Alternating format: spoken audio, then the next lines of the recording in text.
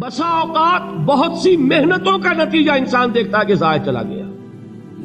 میں نے 10 سال محنت کی، حاصل کوئی نہیں نکلا. یہ ثمرات کیا ہیں؟ محنتیں، محنتوں کے ثمرات کا ضیاع. کوشش آپ نے کی، قسمت کی خوبی دیکھی ہے، ٹوٹی کہاں کمن، 2-4 ہاتھ جب کے لبے بام رہ گئے. Be prepared. ایک شاعر کے یہ اشعار ہیں، وہ کمیونسٹ تھا، میں نام بھی نہیں لیتا، لیکن یہ کہ یہ اسی انقلابی، چونکہ ان کا بھی ایک انقلابی نظریہ ہے، انقلابی عمل میں یہ سارے مراحل آتے ہیں. کوئی سیٹ بیک آیا، فرض کیجئے کوئی ناکامی ہو گئی، تو اپنے ساتھیوں کو دل بندھانے کے لیے یہ فصل امیدوں کی ہمدم اس بار بھی غارت جائے گی، سب محنت صبحوں شاموں کی اب کے بھی اکارت جائے گی. میرے نبی کے ثمرات کا جو لفظ یہاں آیا ہے، وَنَقْصٍ مِّنَ الْأَمْوَالِ وَالْأَنفُسِ وَالثَّمَرَاتِ، سب محنت صبحوں شاموں کی اب کے بھی اکارت جائے گی. دھرتی کے کونوں کھدروں میں پھر اپنے لہو کی کھاد بھرو، پھر مٹی سینچو اشکوں سے، پھر اگلی رت کی فکر کرو، پھر اگلی رت کی فکر کرو، جب پھر ایک بار اجڑنا ہے. ایک فصل پکی تو بھر پایا، تب تک تو یہی کچھ کرنا ہے. ایک مقصد ہے سامنے، انقلاب برپا کرنا ہے. ایک کوشش ناکام ہو جائے کوئی پرواہ نہیں، نیکسٹ. پھر تیار رہو ناکامی کے لیے. ایسا نہ ہو جو انگریزی میں کہتے ہیں hope for the best but be prepared for the worst. ایسا نہ ہو کہ دوسری مرتبہ ناکام ہو کے بددل ہو جاؤ، تمہاری ہمتیں جواب دے جائیں. نہیں، پہلے سے تیار رہو کہ دوسری مرتبہ بھی ناکامی آئے تو آئے، لیکن جب تک کہ کامیابی حاصل نہیں ہوتی ہمیں یہ کام کیے چلے جائیں. دیکھیے سیرت میں آیا کہ نہیں یہ واقعہ. بدر میں مسلمانوں کو فتح ہوئی تو احد میں زک پہنچی کہ نہیں؟ 70 صحابہ شہید ہوئے کہ نہیں؟ اگر ان کی ہمتیں جواب دے جاتی تو گاڑی کیسے چلتی آگے؟ تو فرمایا وَلَنَبْلُوَنَّكُمْ بِشَيْءٍ مِّنَ الْخَوْفِ وَالْجُوعِ وَنَقْصٍ مِّنَ الْأَمْوَالِ وَالْأَنفُسِ وَالثَّمَرَاتِ. ہم تمہیں لازم آزمائیں گے، خوف کی کیفیت سے، فقر و فاقے کی کیفیت سے، بھوک سے، جان کے نقصان سے، مال کے نقصان سے، محنتوں کے حاصل کے ضائع ہو جانے سے. وَبَشِّرِ الصَّابِرِينَ، اور اے نبی بشارت دیجئے صبر کرنے والوں کو. الَّذِينَ إِذَا أَصَابَتْهُمْ مُصِيبَةٌ، وہ کہ جب ان پر کوئی تکلیف آئے، کوئی مصیبت آئے، کوئی آزمائش آئے، قالوا انا للہ وانا الیہ راجعون، وہ یہ کہیں کہ ہم اللہ ہی کے ہیں، اللہ ہی کی طرف لوٹ جانا ہے.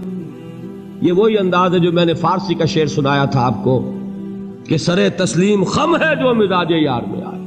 وہ ہمارا مولا ہے، ہمارا آقا ہے، اگر اسے یہی منظور ہے تو ہمیں بھی یہی منظور ہے. میں نے تسلیم و رضا کی بات کی تھی نا، آپ کو کچھ شعر سنائے تھے. ایک شعر اور سنیے، اور یہ کس کا ہے؟ محمد علی جوہر کا. ایک مرتبہ جیل گئے، ان کی ایک بیٹی جوان بیمار ہوئی، فوت ہو گئی. باہر چھوڑا انگریز نے، جاؤ بھائی دفن کر دو بیٹی کو. دوسری مرتبہ جیل گئے، دوسری جوان بیٹی اسی مرض میں مبتلا ہوئی. اب یہ جیل میں ہے، خبر پہنچی کہ دوسری بیٹی کے اوپر بھی اسی مرض کا حملہ ہوا ہے. ایک نظم لکھی ہے جس کا آخری شعر یہ ہے، تیری صحت ہمیں منظور ہے لیکن اس کو نہیں منظور تو پھر ہم کو بھی منظور نہیں. یہ ہے، جب تک یہ کیفیت نہ ہو اس میدان میں آدمی ثابت قدم نہیں رہ سکتا کہ میرے رب کو اگر یہ منظور ہے تو یہی مجھے منظور ہے، اور تیری صحت ہمیں چاہیے تو ضرور، لیکن ہمارے رب کو منظور نہیں تو ہمیں بھی منظور. راضی برضائے رب. وَبَشِّرِ الصَّابِرِينَ الَّذِينَ إِذَا أَصَابَتْهُمْ مُصِيبَةٌ قَالُوا إِنَّا لِلَّهِ وَإِنَّا إِلَيْهِ رَاجِعُونَ. نہ شود نصیب دشمن کے شود ہلاک تیغت، سر دوستہ سلامت کے تو خنجر آزمائے. اولئک علیہم صلوات من ربہم ورحمہ، یہی ہے وہ لوگ جن پر ان کے رب کی طرف سے عنایتیں ہیں اور رحمتیں ہیں. وَأُولَٰئِكَ هُمُ الْمُهْتَدُونَ، اور یہی ہے وہ لوگ جو کامیاب ہونے والے ہیں، ہدایت پانے والے، ہدایت یافتہ. اسی سورہ بقرہ میں ذرا آگے چل کر، یہ تو ہے 20واں رکوع، 19واں رکوع 21ویں رکوع کی پہلی آیت ہے لیس البر ان تولوا وجوہکم قبل المشرق والمغرب ولكن البر من آمن بالله واليوم الآخر والملائكة والكتاب والنبيين وآتى المال على حبه ذوي القربى واليتامى والمساكين وابن السبيل والسائلين وفي الرقاب وأقام الصلاة وآتى الزكاة والموفون بعهدهم إذا عاهدوا والصابرين في البأساء والضراء وحين البأس۔ اب یہ آیت جو ہے سورۃ العصر میں جو مضامین آئے تھے سارے اس میں موجود ہیں۔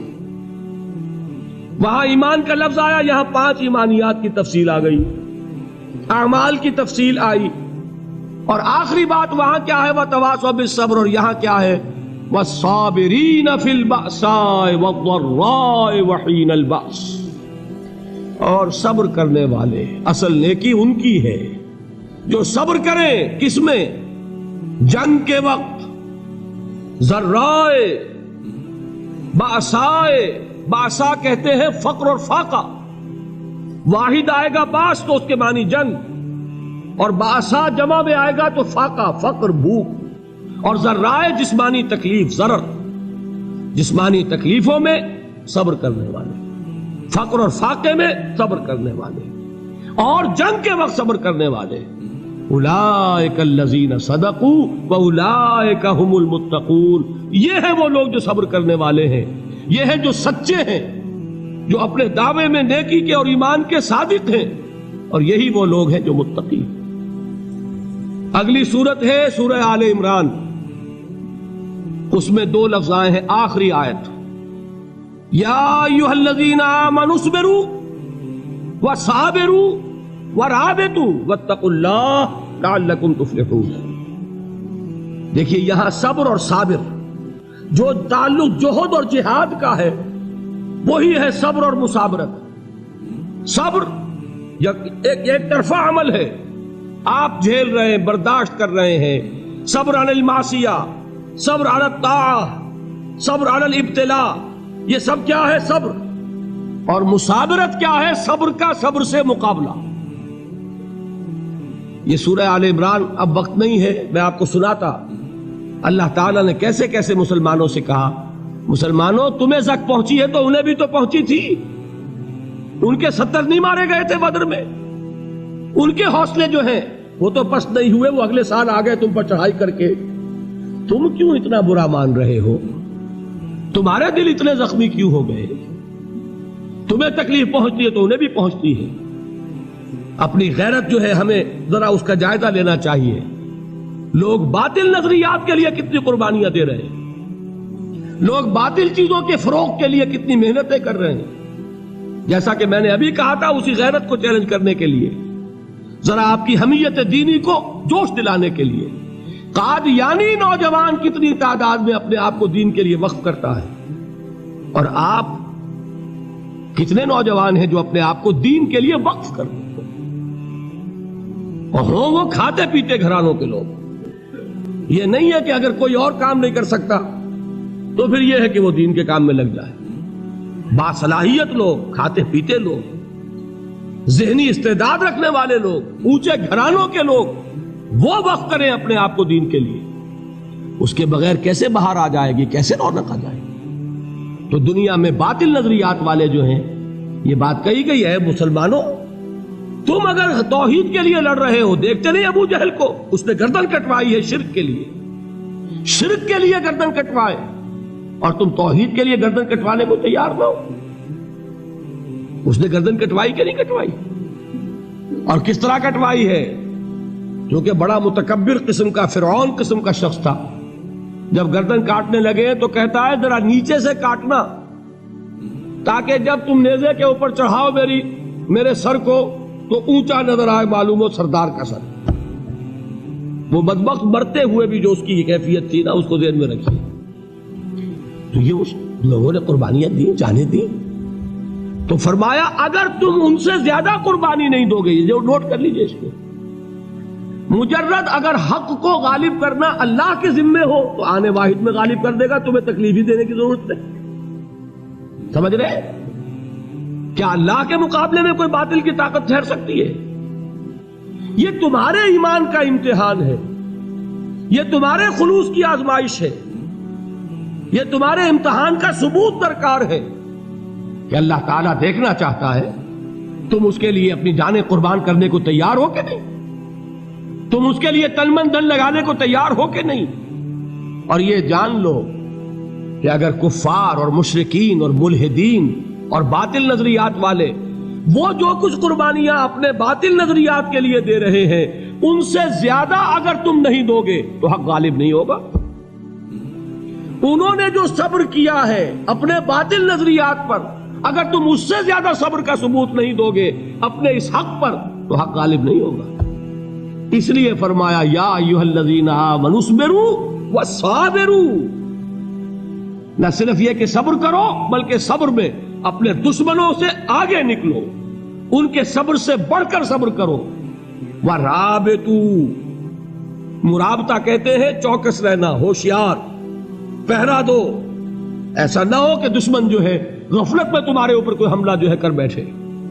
وَاتَّقُوا اللَّهَ، اور اللہ کا تقوی اختیار کرو، لعلکم تفلحون، تاکہ تم فلاح پاؤ۔